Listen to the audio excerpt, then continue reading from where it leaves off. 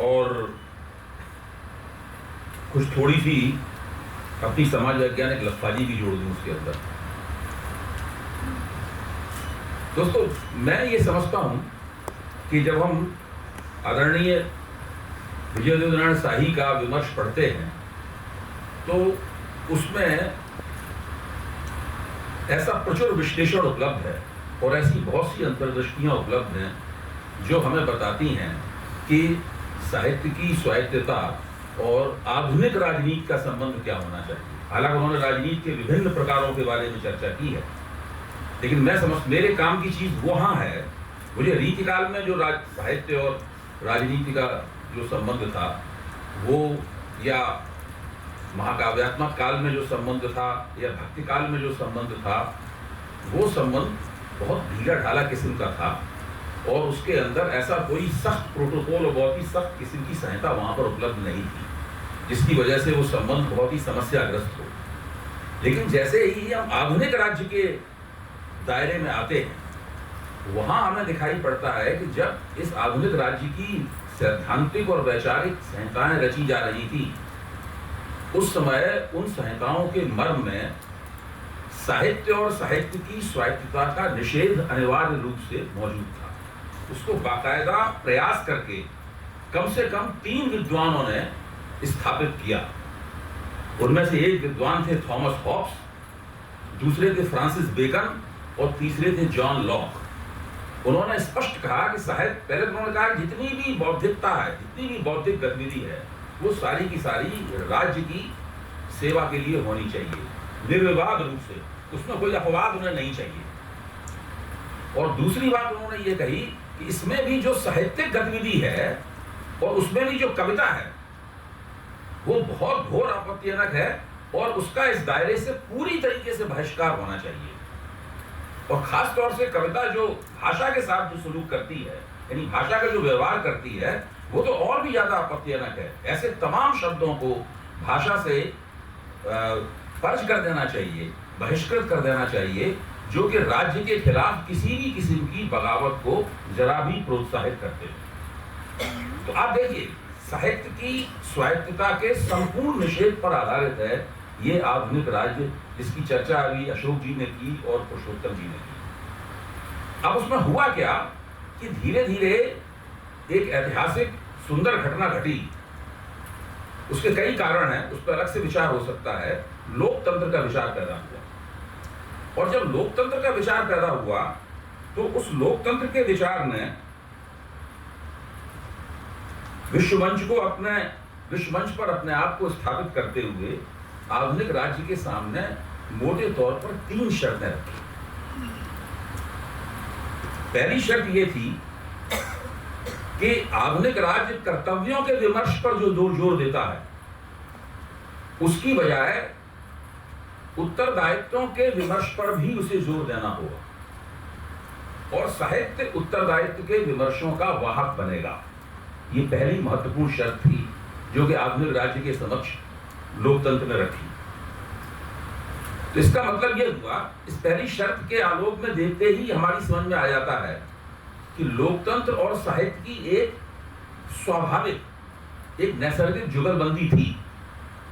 जो जुगलबंदी जैसे जैसे आगे बढ़ी, वैसे वैसे आधुनिक राज्य अपनी जो उसकी प्रोटेस्टेंट एथिक्स पर आधारित आधुनिक राज्य था, जिन 3 विद्वानों की हमने चर्चा की है वो तीनों प्रोटेस्टेंट थे, और वो प्रोटेस्टेंट एथिक पर आधारित राज्य पूरी तरह सर्वग्रासी था, पूरी तरह सर्वव्यापी था, और जीवन के हर क्षेत्र को अपने शिकंजे में लेकर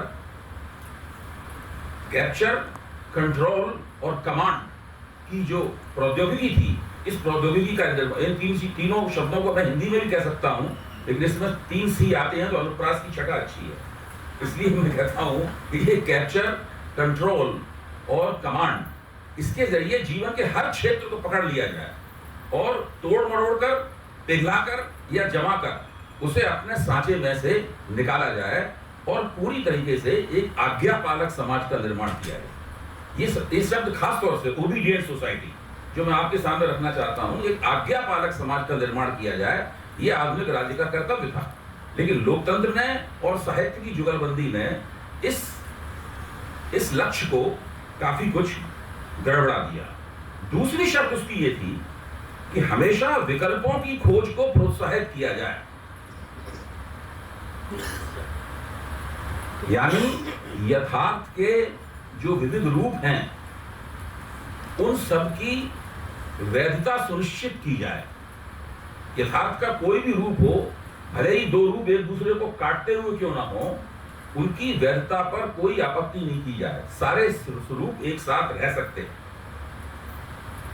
और अगर विकल्प के रूपों का लगातार हम लोग संधान करते रहेंगे, जो आधुनिक राज्य अपने आप को TINA factor, there is no alternative के जरिए पेश करता है, वो फिर वो उसे मजबूरन टाटा फैक्टर की तरफ जाना पड़ेगा। There are thousands of alternative, इसकी तरफ जाना उसके लिए अनिवार्य हो जाएगा। और यहाँ भी साहित्य और लोकतंत्र की जुगलबंदी बहुत जबरदस्त रूप से चली। तीसरी शर्त जो महत्वपूर्ण शर्त थी वो ये थी कि आधुनिक राज्य हमेशा राजनीतिक स्थिरता की वकालत करता था, लेकिन साहित्य ने तय किया कि वो उथल पुथल का आह्वान करेगा। वो स्थिरता के शिकंजे में फंसने के लिए वो तैयार नहीं हुआ। इससे क्या होगा कि राज्य में और समाज के संबंधों में जो एक प्रक्रियात्मक जड़ता पैदा हो जाती थी, वो जड़ता भंग होती रहेगी और उसमें एक जीवंतता का निवेश लगातार होता रहेगा। यही जो तीन गुंजाइशें थी, इसके कारण एक दिन 20वीं सदी के तकरीबन मध्य में या उसके थोड़े बाद में देरिदा ने एक बहुत महत्वपूर्ण जुमला कहा, और वो जुमला ये था, no democracy without literature, no literature without democracy. मेरा मानना यह है कि द्वितीय विश्व युद्ध के बाद कम से कम 50-60 साल तक आधुनिक राज्य, लोकतंत्र और साहित्य के बीच का ये जो करार था, ये धीरे ढाले ढंग से चलता रहा। कुछ इसके अंदर गड़बड़ियां पैदा हुई, लेकिन वो चलता रहा, कोई ज्यादा बड़ी समस्या पैदा नहीं हुई। इसीलिए मैं कहता हूं कि शाही जी जब वामपंथियों के खिलाफ संघर्ष कर रहे थे, या जब वामपंथी परिमल को उठा के पटकने की मुद्रा में थे, या इसी प्रकार की तमाम जो बहसें चलती थी, वो बहसें इसी करार के तहत हो रही थी। उन बहसों में तल्खियां बहुत थी। केवल तल्खियां होने से हम किसी बहस को आपत्तिजनक नहीं मान सकते। बिल्कुल, जो बौद्धिक हिंसा है वो बड़ी विकट होती है, वो शारीरिक हिंसा से ज्यादा विकट होती है, और मैं उस हिंसा को मैं तो स्वागत योग्य मानता हूं। मेरा मानना है कि विवादों में ही जीवन विचारों का लहू बहता है। अगर वो नहीं होंगे तो कोई भी विचार आगे नहीं बढ़ेगा। आज हम लोग विचारों के जिस मुकाम पर खड़े हुए हैं, उनमें उन बहसों का जो शाही जी ने वामपंथियों के खिलाफ की और वामपंथियों ने शाही जी के खिलाफ की, उन बहसों का बहुत ही महत्वपूर्ण योगदान है, और मैं हमेशा उन बहसों को हसरत के साथ याद करता हूं। अब इसके बाद एक दुर्घटना शुरू हुई, कम से कम 20-25 साल पहले। इसका भी पुरुषोत्तम जी ने विस्तार से हम लोगों के सामने रखा, और वो दुर्घटना ये थी कि उसमें ये करार भंग हो गया।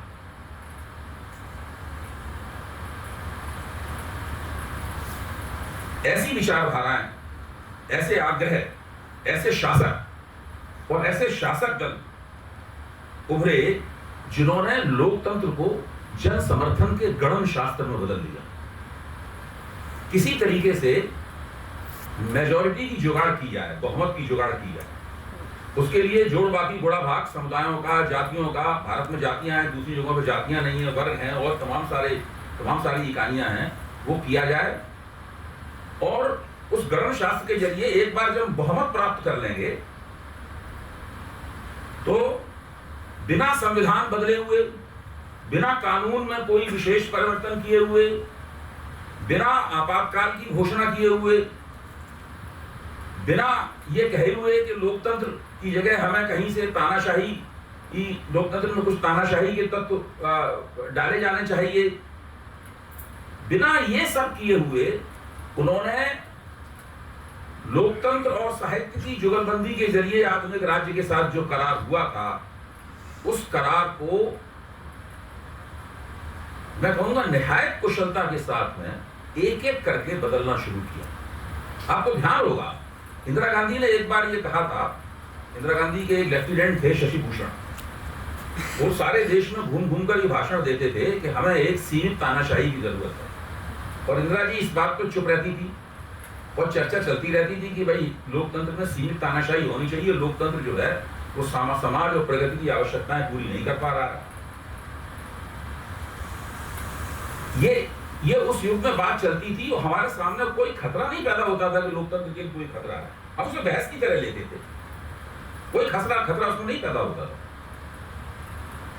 इसी तरीके से बहुत सारी बहसें उस जमाने में चला करती थी, क्योंकि लोकतंत्र उस जमाने का मुख्य भाव था।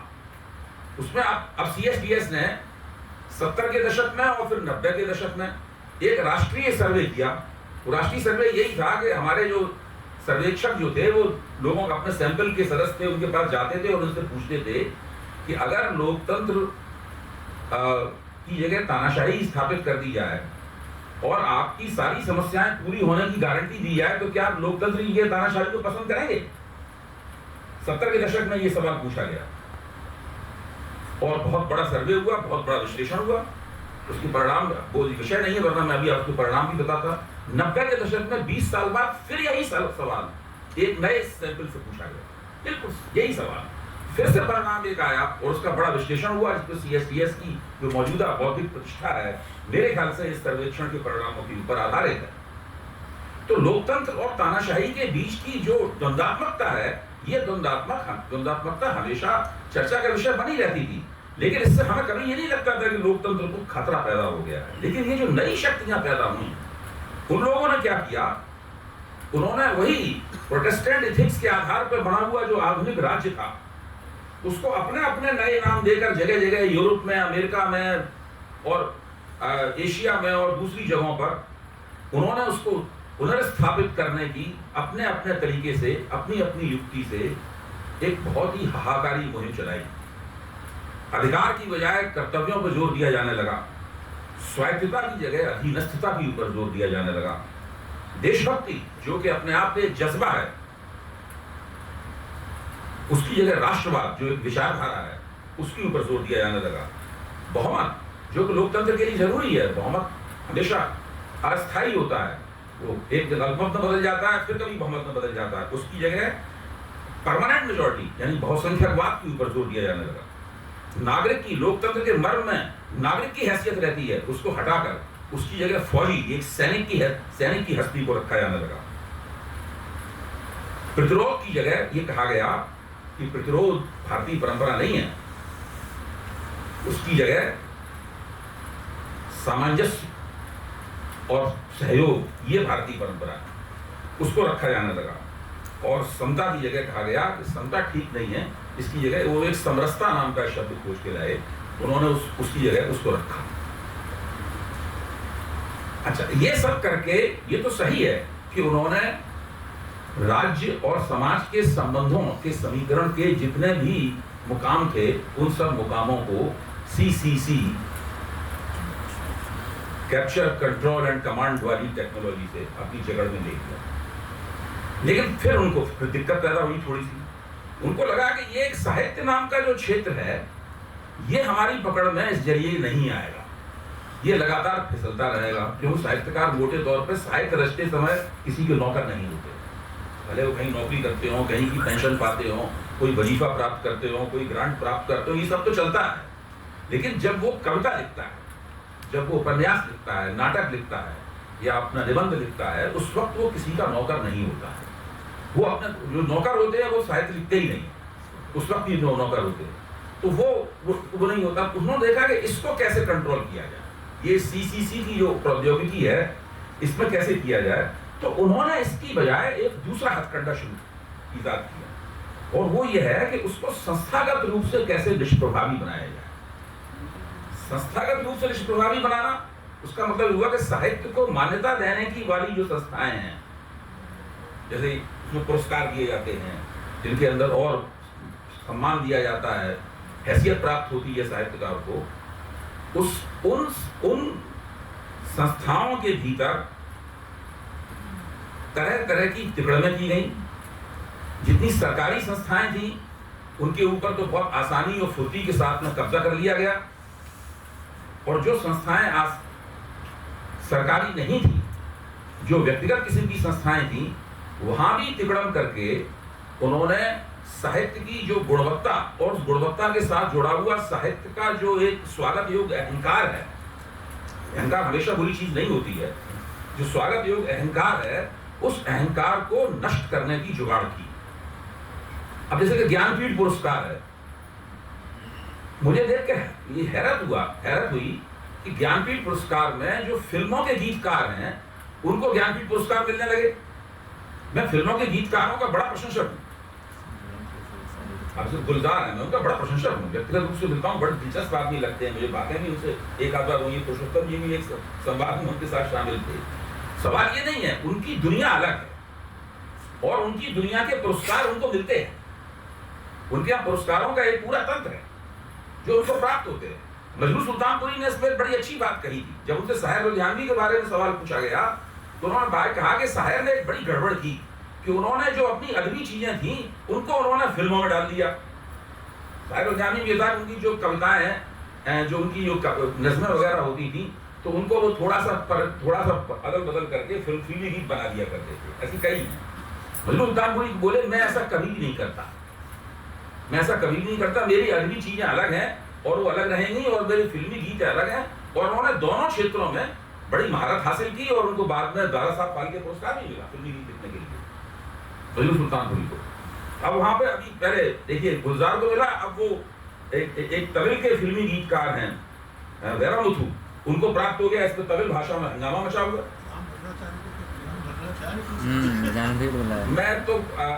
मैं वहां पर जा ही रहा, वरना वो मूर्खों के गणराज्य वाली बात हो जाएगी। अच्छा, इसके बाद इससे भी पहले एक घटना हो चुकी थी। वो घटना ये हो चुकी थी कि जब कलबुर्गी, पनसरे और दाभोलकर की हत्या और अखलाक की लिंचिंग के खिलाफ तकरीबन 40 पुरस्कृत साहित्यकारों ने अपने पुरस्कार वापस किए, तो व्यवस्था को उसकी कोई चिंता नहीं हुई, व्यवस्था प्रसन्न हुई और उसने कहा ये बिल्कुल ठीक हो रहा है, ये लोग इसी काबिल हैं, ये लोग थे ही नहीं इनको पुरस्कार मिले, उन्होंने बिल्कुल उनको मिले। ये भी एक घटना हो चुकी थी, साहित्यकारों को मिले पुरस्कारों का महत्व जो है पहले उसका तिरस्कार कर दिया जाए। तीसरा काम जो उन्होंने किया, जो भी संस्थागत हस्तक्षेप था, वो ये था कि साहित्यकारों की एक विश्व बिरादरी होती है, क्योंकि विश्व बिरादरी के बिना साहित्यकार नहीं होता। वो विश्व बिरादरी किसी तरह मिलने न दी जाए। ये अब लगभग असंभव हो गया है कि भारत के अंदर आप कुछ भारत के बाहर के कुछ कवियों को अगर बुलाना चाहें, साहित्यकारों को बुलाना चाहें, तो उनको वीजा ही नहीं मिलेगा। वो उनको कितनी भी कोशिश कर लीजिए आप 6 महीना 1 साल पहले से कोशिश कर लीजिए, लेकिन वो आ ही नहीं पाएंगे। उसमें से मेरे ख्याल से 50% से ज्यादा आ ही नहीं पाएंगे, 40-50% ही आ पाए। ये कई बार हो चुका है। ये सोशल साइंटिस्ट के लिए होता है, CSDS भी जैसी संस्था भी इस दिक्कत से जूझती है, और मेरे ख्याल से रजा फाउंडेशन जैसी संस्था भी इस दिक्कत से जूझती है। सभी जगह ये समस्या है। तो इस प्रकार के तमाम हस्तक्षेप करके, जी हाँ। अच्छा, दूसरे ये है एक, और आपने सही ध्यान दिलाया, अब ये लिटरेचर फेस्टिवल्स होते हैं। अच्छा, 1-2-3 लिटरेचर फेस्टिवल्स में जाने का मौका मुझे भी मिला, तो मैंने कहा यहाँ पे मैं वही काम करता हूँ जो टीवी बैठ के करता हूँ, बिल्कुल टीवी वाला ही मॉडल वहां पर मौजूद है। और उसमें मुझे लगा ही नहीं कि साहित्य के ऊपर चर्चा की जिस तरह की चर्चा का मैं अभ्यस्त हूँ और मैं जिस दुनिया में पला बढ़ा हूँ, उस तरह की कोई चर्चा वहां पर होती हो, तो वो भी मुझे लगता है कि वो ये लिटरेचर फेस्टिवल्स का जो एक व्यवसायिक मॉडल है, ये व्यवसायिक मॉडल भी साहित्य की स्वायत्तता को आक्रांत करता है, ऐसा मेरा मानना है। भले ही लिटरेचर फेस्टिवल कितने भी आकर्षक और चमक धमक बड़े हुए क्यों न लगे। दोस्तों, अब मैं अपनी बात को खत्म करूंगा। मेरे ख्याल से आपने 15 मिनट की जो अवधि दी थी उसको मैं पार कर चुका हूँ। जी। तो इसके बावजूद भी आखिर में मेरा प्रश्न यह है, क्या साहित्य की जो स्वायत्तता है वो CCC मॉडल को पार कर पाई या नहीं कर पाई, या वो उसके अंदर फंस गई? मैं अभी भी मानता हूं, क्योंकि साहित्यकार समाज और रचनाशीलता के धरातल पर अकेला चलता हुआ व्यक्ति है, इसलिए उसकी स्वायत्तता को इन तमाम मॉडलों और इन तमाम जुगाड़ों और युक्तियों से आक्रांत करना मुझे मुश्किल लगता है। आगे देखिए क्या होता है। बहुत बहुत धन्यवाद।